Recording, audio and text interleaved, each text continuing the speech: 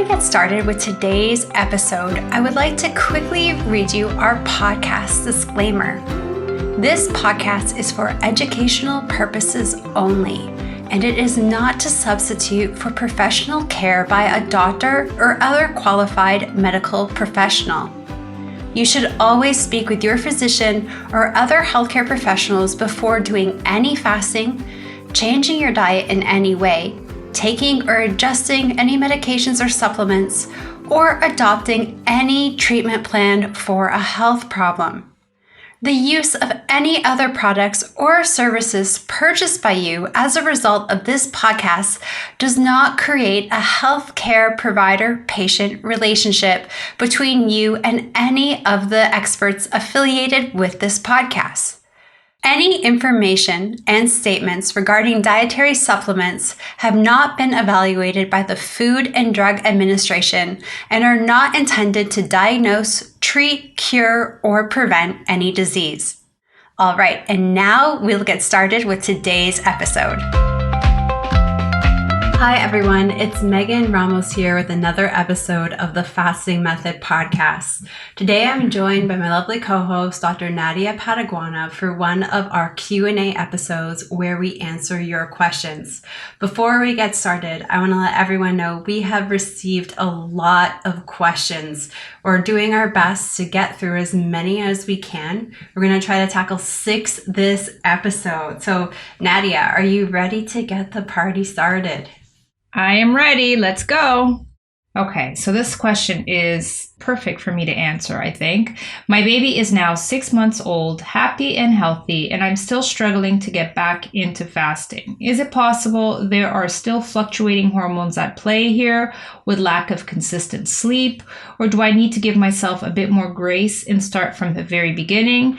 I know I can do these fasts because I've done them before and I know I feel amazing. Okay, I think you're right in all of your hypotheses and thoughts. Before I answer your question, I do want to take the opportunity to remind everyone that, during pregnancy and lactation, it's a really important time for you and your growing baby.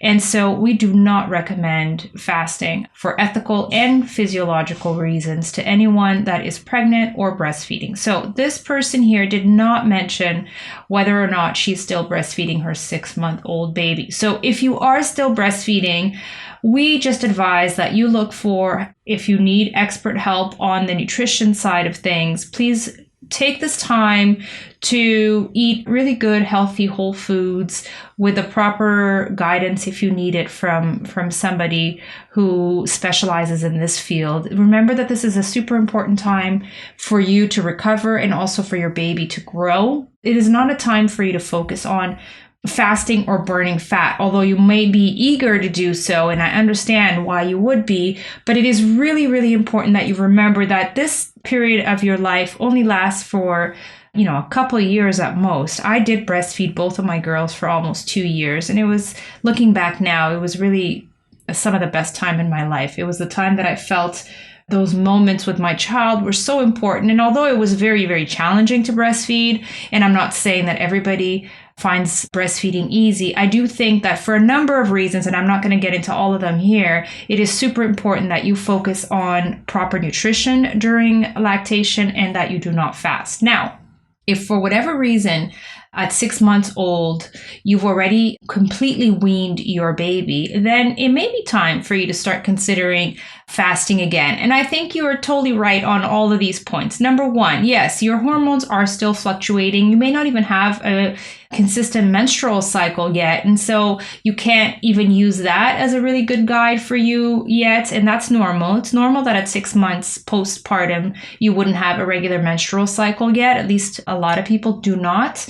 So that makes it challenging, of course, because you don't have that same cycle to sort of guide you in your feelings. You may not always be feeling the same way. It might be fluctuating, as you said, quite a bit. So meaning that some days you're feeling like you're craving more of this, and some days you're feeling more bloated, and some days you're feeling more irritable, and it's not very consistent. So that's for sure likely still happening. Number two, you're right. If you're not sleeping, and this for me is one of my 5 pillars of health, sleep is so important. And it's so hard to get consistent sleep when you have a 6-month-old, because it's likely that your baby, whether you're breastfeeding or not, it's likely that your baby is still feeding throughout the night. So you're not sleeping consistently, as you said. And so that does make fasting and even food choices super hard, because if you're not sleeping well, your stress hormones are higher. And if your stress hormones are higher, then your blood sugars tend to be higher and your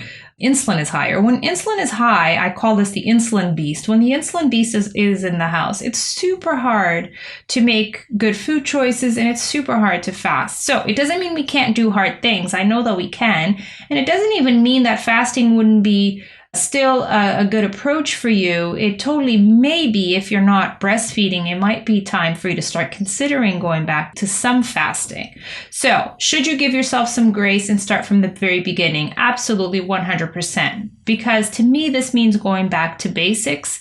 And if you haven't fasted for a while, or if things have been just all over the place, and they often are when you're during more stressful periods, even happy stressful periods in our lives, it's really important to go back to basics, which to me means giving TRE the critical importance that it truly deserves. Okay, so what does that mean? TRE, time restricted eating, full meals, no snacks. Whatever those full meals need to be at this point, it's really important that you get some nutritional advice from an expert, postpartum expert, in order for you to get the right foods that you really need. But really, I do think that it's a really good idea to consider starting with TRE. And then if you're not breastfeeding, if your stress levels and if your sleep are at least at a decent place, you may start to consider some of the fasting protocols for you to start with your whatever goal is. In this case, I think you mentioned losing weight. So you may start looking at some of the more back to basics, looking at gradually going back to some alternate day fasting protocols. I do think 6-month postpartum for most people would be a bit too soon to start looking at those. But if you're ready, and you might be, it really N equals 1, as many of our team members say, then, you might start looking at some of the more moderate type of alternate day fasting protocols, such as a 24-hour alternate day fast, possibly. I'm not quite sure that you're there yet. So for now, I would definitely say look at TRE, the critical importance of time restricted eating, full meals, no snacks. And that might mean 3 meals a day for you at this point, or maybe less, depending on where you're at. Okay, so just very general here, but the take home message is, if you are breastfeeding, take your time, focus on that, focus on growing your baby and healing. Okay, back to you, Megan. The next question says, hi, I was listening to your podcast and I heard you say that when you enjoy your potatoes, sometimes you put vinegar on them to cut the carb load. What type of vinegar are you using? Is it apple cider vinegar with the mother or regular white vinegar? And how much vinegar do you use? So we talk a lot about protective factors. The Obesity Code by Jason Fung does not condemn real food carbohydrates. It essentially says, eat them in smaller portions and make sure you consume them with protective factors. And I know this is something that Dr. Fong and the rest of our team, we think it's a really big misconception that this is a book about ketogenic diets, because it's truly not villainizing all carbohydrates, such as tubers, root vegetables, like sweet potatoes, for example. But when you do have these things, they can't take up half of your plate of food. They should be a quarter of the plate or less. And you shouldn't be eating them naked. So not you physically naked, but the carbohydrate itself naked. So Dr. Fong talks in the Obesity Code. We talk to all of our community members and coaching clients about this till we're blue in the face, that when you do have these carbohydrates, you need to dress them up. You can dress them up with fat, fiber, protein, and in certain cases where applicable, vinegar. So something like potatoes, we've really got screwed up here in North America, because when you go out to a restaurant or in your prior lifetime, when you make a meal at home, I mean, the starch makes up like half or a third of your plate, which is just wild. There's so much starch. And then like there's this little scoop of broccoli or something. It's really tiny and sad. We need to get those switched around. When you do that, then the fat and the protein and the animal sources or animal protein that you're having, and the vegetables, the fat that you're cooking them in, the fiber that you're eating them with, they're protective factors. They're going to slow down the digestion of the carbohydrates. They're going to minimize a glucose spike and insulin surge. Now, when we eat something like tubers, though, it's really easy to add vinegar to them. And it has a profound impact on your blood sugar response by doing so. And it does not need to be raw, unfiltered apple cider vinegar. You can literally use any vinegar you want. White vinegar, malt vinegar, red wine vinegar. I mean, whatever essentially floats your boat, you can have. So there are some additional health benefits to having raw, unfiltered apple cider vinegar with a mother. And there's some immunity boosting stuff, some gut healing stuff, digestion improvement, some really neat things. So much so that I will typically take apple cider vinegar and water most mornings. I think it's quite beneficial. But when it comes to eating your meals, you can have this vinegar in whatever form or whatever type that you like on top of your starch. Really, really big impact. Now, if you're someone who does not necessarily like putting vinegar on potatoes, or you're going to be eating something else that might be a smaller portion, of a real whole food carb, something like, say, carrots, for example, you might have a carrot stick or two at your meal. It might be a little weird for you to put vinegar on it. So what are other ways to incorporate vinegar? Well, like I do in the morning, adding the apple cider vinegar to water, you can do that before any meal. So that is a way to add vinegar in, add in that protective factor to your meals without actually putting them on the food that you're eating if it doesn't feel like it's going to complement it very well. Alternatively, too, if you do eat plants, you could have a salad or something where you add in a vinaigrette or use vinegar as a type of dressing. So that is another strategy we talk about with our members and our clients going into like the holiday season, eating out at relatives' homes, not having total control over all of the food that's going to be there. Well, fill up on some vinegar where you can, because every household has vinegar. Any vinegar is okay to use. So that is my spiel, and it makes a big difference. I had this one patient, and he was not listening. He would occasionally, once a month, eat French fries on their own. They would go to this park place and he would just get the fries. He wouldn't be eating them with any animal protein, any other fiber. Drove me nuts because he was eating them totally naked. So we made a deal that the next month when he was going, he would douse them in vinegar. So they doused them in malt vinegar, and his blood sugar levels went up only 2/3 of what they usually do. So there was a 33% reduction in his blood sugar levels compared to the previous months of him having this monthly indulgence. And then he repeated the experiment, and as his blood sugar levels got better, even his response got even better too, but it still made a big difference whether he added that vinegar or not. So the way we used to eat these things, no one started out eating chips without vinegar. When you travel to Europe, they'll often have oil and vinegar for you to dip your bread in at meals. There's reasons for these sort of old school approaches to eating that are very lost on us here in North America today. All right, Nadia, back over to you for the next question.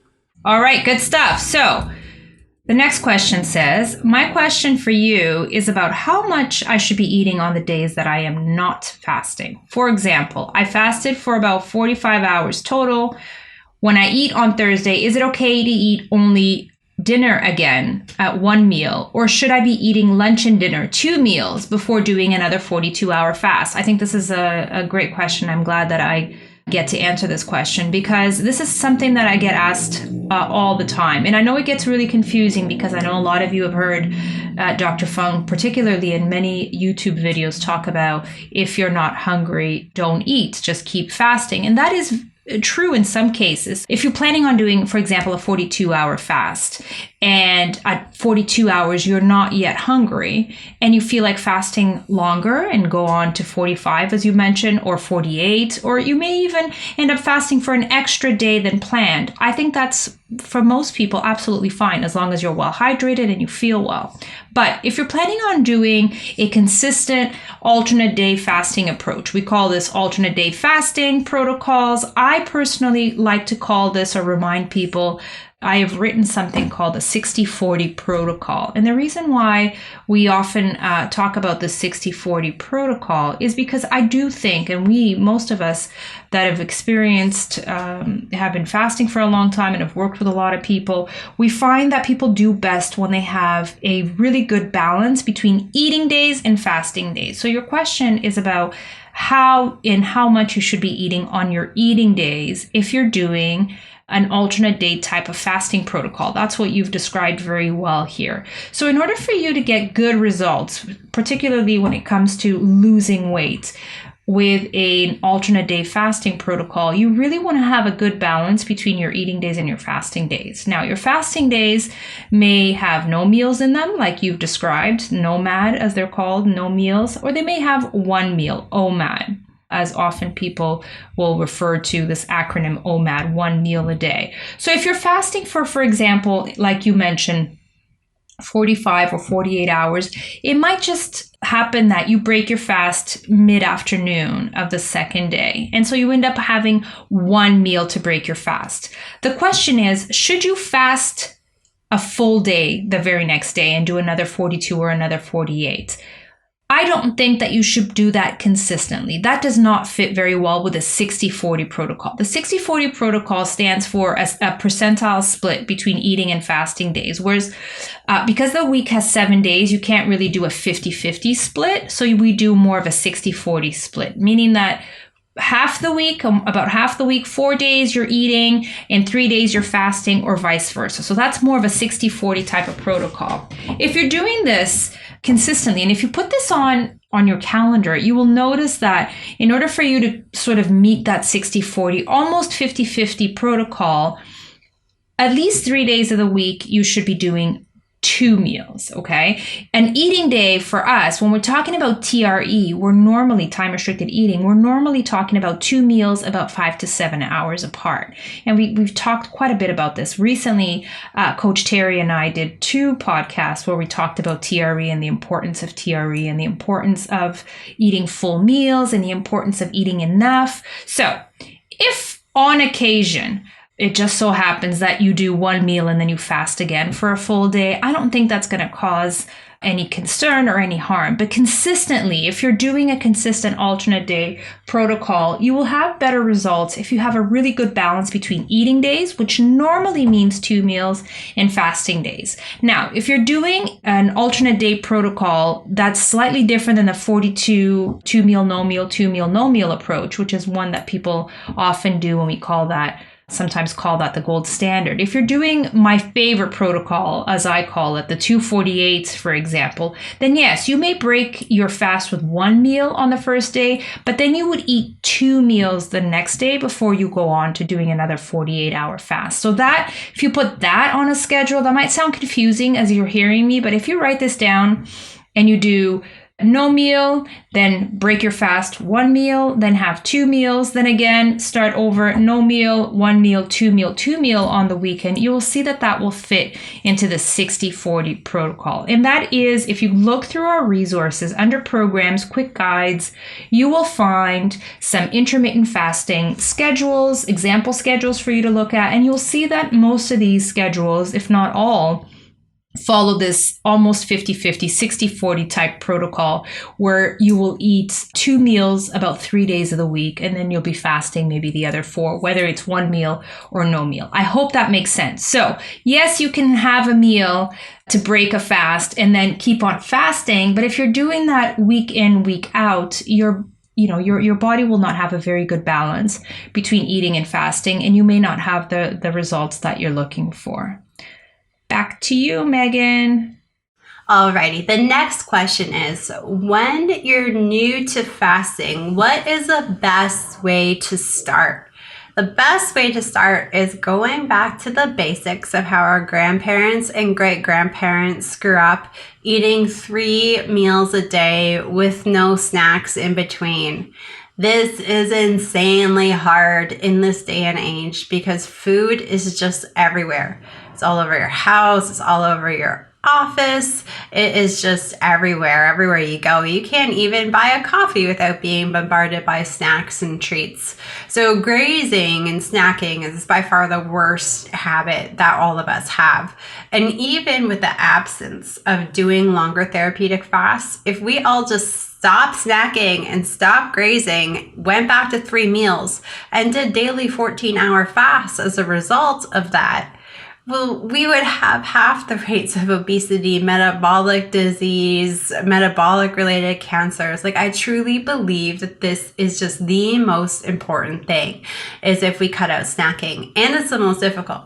So what we recommend is you focus on this, master this. We call it time restricted eating. We've done a ton of podcasts on it towards the end of 2022. So I would really recommend going back and listening to all of the great benefits and strategies about time-restricted eating, or TRE for short. But that is the best place to start off, working on these mini fasts in between meals and after dinner or overnight. So once you've mastered that, you'll find it's really easy to naturally give up a meal. Most people will give up breakfast. Some people choose to give up dinner instead. But what this results in is 16 to 18 hour fasts where you're just having 2 meals a day. Again, no snacking or grazing. And once that becomes easier, then you can move into some of the 24-hour fasts or longer fasts if you wish to do so. Nadia, back over to you. I think this is a cool question about the kiddos, and you're definitely the one to tackle this. Yes, so I actually picked this question out of the bunch of questions that you guys sent over to us, because even though I do have to give you a very quick disclaimer, like I did at the beginning of this podcast today about fasting for lactation or pregnancy and breastfeeding, I also have to give you a little disclaimer. We do not recommend fasting for children. We do not have clients in our program that are children. We don't see or treat anyone under at least the age of 18. But I decided to tackle this question because I have 2 kiddos, as Megan said. I have 2 girls, they're 12 and 9, and I have to tell you that this is absolutely the most challenging. I just want to say this for the sake of everyone listening. I talked a ton about this yesterday in a meeting, community meeting, and I talked a ton about this with a whole bunch of our fellow community members. This is without a doubt the most challenging. This has been the biggest challenge of my life, has been deciding what to feed my kids, how to feed my kids, deciding what's best for my kids. And so first and foremost, I am not giving you any fasting advice here, okay? Nor am I telling you how to feed or what to feed your kids, because our program, Megan and I definitely do consider myself a fasting expert, but I do not consider our program is not geared towards children. Okay, I just want to make that very clear so that nothing is taken out of context here. I don't want any of you to misunderstand any of what I'm saying and later become really confused and find this to be very contradictory. We do not, under any circumstance, recommend fasting for children. Not my children, not your children, okay? But I too, like you, find this to be a huge challenge. And of course, as a mother, this is the biggest focus of my life is, keeping my kids healthy and happy, of course. So very understandable that you're confused and that you find so much conflicting information, because I do as well. I know you hear the same things that I hear. Kids should eat every so many hours, and they should eat, a tremendous amount of carbs. What's healthy and what's unhealthy, quote unquote, becomes really blurry and really, really confusing. Okay. So you ask a couple of very, very important questions. I'm just going to give you some of my experience and some of my takeaways, because I'm still learning and I'm still working on this myself. What I think without a doubt, is that children should be eating whole foods, real foods, whenever possible. I think the biggest challenge, the biggest problem that we face as parents when feeding our children is the processed food that they are constantly exposed to at all times. Okay? So whether you decide to give your kids 3 meals, 4 meals, 5 meals, snacks, no snacks, that's going to be a very challenging. I just want you to know that if you're finding this challenging, I also find it challenging, and so does everybody else. As your kid starts to grow, and really even when babies are little, I think that it's really wise to look at the kind of food that you make available to them. This is what I try to do. Choose the best, at least within your control, within your home, choose the best nutrient value whole foods that you possibly can. When children eat real whole foods, they tend to be less hungry less often and snack less often. So naturally, you will see that if your child is eating more whole foods, less processed foods, they will feel like snacking less often.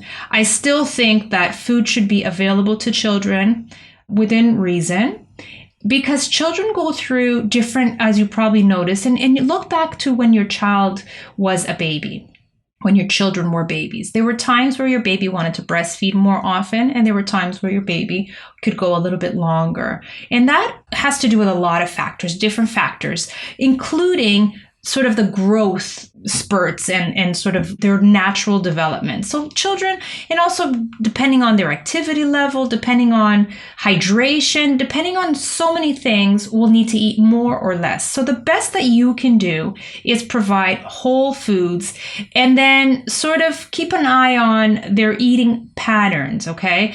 I definitely think that most of us no longer grew up, as Megan mentioned, in the more primal, more primitive sort of lifestyle that many of our ancestors did, in that they had full meals. They had maybe 3 meals, maybe even less. I come from Mozambique, as you know, and all over Mozambique, people still live in very rural areas, and it's still normal to eat, of course, less meals and less often than it is in more developed countries. So there are circumstances all over the world where families are eating maybe 2, maybe 3 meals, and sometimes even less. So I do think that children can thrive, they can develop, they can grow by eating full meals and not eating snacks. But I also think that at times children will feel hungrier and will feel like they need to eat more often. So I think restriction is something that you probably want to avoid when it comes to your children, restricting real foods.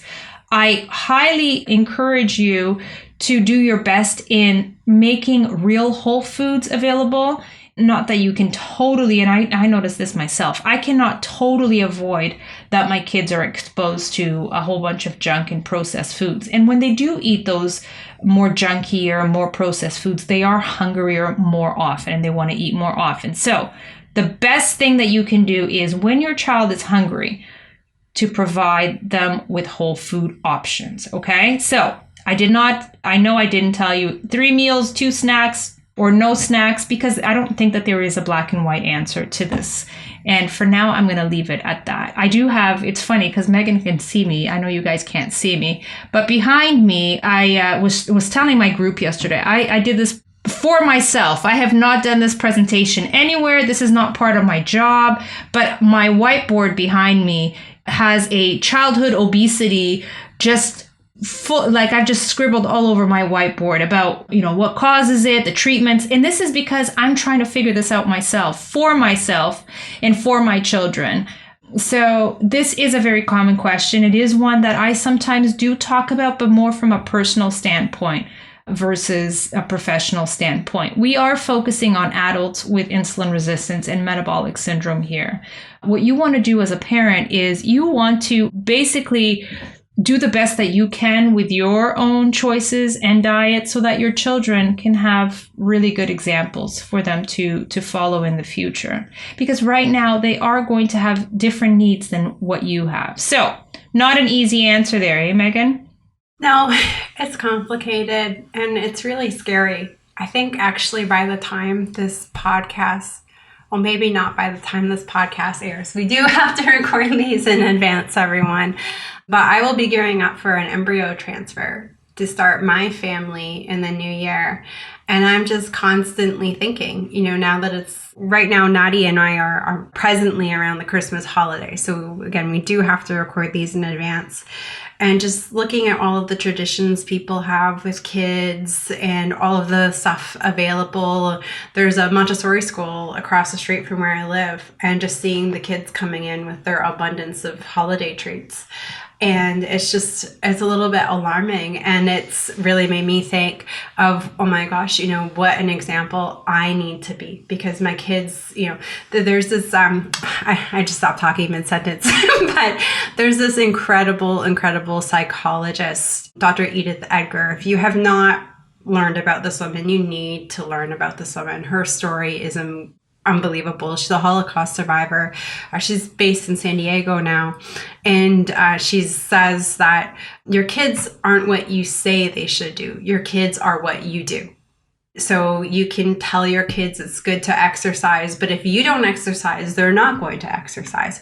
If you tell your kids it's important to eat well, but you're eating sugar, they're going to eat sugar. And I actually heard her say this on a Rangan Chatterjee podcast when I was walking my dogs, and it totally shook me to my core. Then I went and I ordered all of her books, and I did an online course that she was doing. But it was just so eye-opening. So, thinking about, there was certain quote unquote food indulgences I would let myself have during various holiday periods. And I'm really kind of shifting my perspective on that. Do I really want to have that 1 cup of hot chocolate Christmas Eve anymore? Is that really the identity that I want to have? How would I feel seeing my kid drink that stuff? So anyways, it is so complicated. It is really tough. And I so feel for parents who have learned about this way of eating like after the fact, or, learned about how it can affect kids at a young age kind of afterwards. Like, my parents are obviously very knowledgeable about this now. And, I feel like I see it in my dad. Like if he only knew. I've just gone through a few rounds of IVF for egg retrievals because my egg stores are low because I had PCOS when I was younger. And my dad's just heartbroken that this is, what I'm going through now at 38 based on choices. And you just do the best that you can, and you just try to be an example and model change. But it's so hard. I feel so much for parents. There's so much working against you too, no matter how much good you're trying to do at home. So anyways, tough stuff. We could do a whole episode on this, I think. I will hop into the next question. For weight loss, you previously mentioned that 16.8 is not enough. I would like to try the 24s for a month, and if I'm still not losing weight, then I'll move to a 36 and so on. Please give me some insights about what I need to do or not do to successfully fast for longer than 16.8. Just start gradually. You'll see a lot of the protocols, even that we have online in our blog, will demonstrate a 24-hour fast as something to be done 3 times a week. You can just start with once a week. And when that starts to feel easier, you can start doing twice a week. And when that feels easier, then you can start doing them 3 times a week. We don't want to be doing 24-hour fasts more than about 3 or 4 times a week when weight loss is our goal. Once those fasts start to feel easier, then you move into the longer ones. So we really treat this fasting like a muscle, right? You might want to do bicep curls with that 50-pound dumbbell, but you can't start there. You start out with that, 10, 15-pound dumbbell. And once that becomes easy, then you graduate to the 17.5 or the 20-pound dumbbell, and so on and so forth.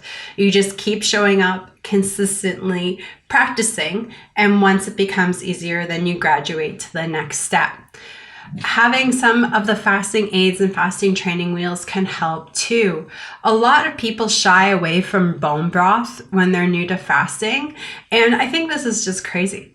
If your insulin levels are high, they're really going to come down fast when you change your eating and you start to do some of these longer fasting, especially once you get into the 24s and the 36s. when the insulin comes crashing, you're going to lose a ton of water. You're going to lose electrolytes. It won't always be this way. So why are you going to suffer through your fast needlessly and not rehydrate yourself? I mean, at the end of the day, you're just causing your body stress. We don't want to cause our body stress. Use some assistance. Use a training wheel. We don't throw a 3-year-old kid on a 2-wheeler. We put them on a tricycle. Once they learn how to ride the tricycle, as they approach kindergarten, then we cut off the training wheels. We teach them how to ride the 2-wheeler. But we give them that tricycle so they can learn the mechanisms. Their body can adapt. Their balance can adapt. They can learn. And then we get rid of them. So just because you're starting off with some bone broth to help your body adapt doesn't mean that you're going to need it forever and ever and ever, each and every fast. But I think it's really silly that people don't use it at the start.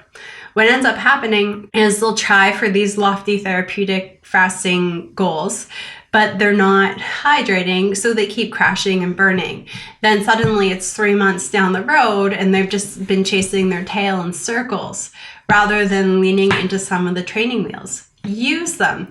That way in 3 weeks, you won't need them anymore. When I first started doing 24-hour fasts, I drank so much chicken bone broth that I thought my body odor smelled like a chicken, right? It was a lot. But what happened? 3 weeks down the road, I didn't need it anymore. All of that broth that I made that was in my fridge had to go to my freezer. So give yourself that assistance so you can start building a consistent fasting pattern.